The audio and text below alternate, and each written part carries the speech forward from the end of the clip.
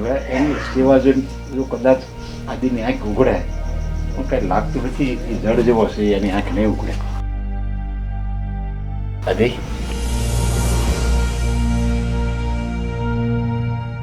હા,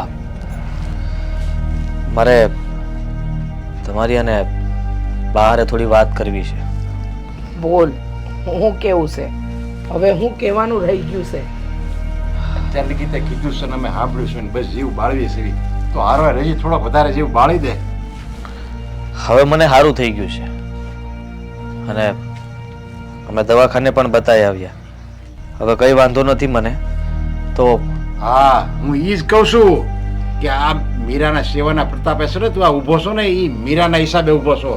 તો હવે તું સુધર. જો તારામાં થોડુંક હોય ને કંઈક આમ ઈશ્વર જેવું કંઈક તત્વ અંદર છુપાયેલું હોય ને તો એને બહાર કાઢ અને આંખ ખોલીને જો કે હામે છે ને આ મીરા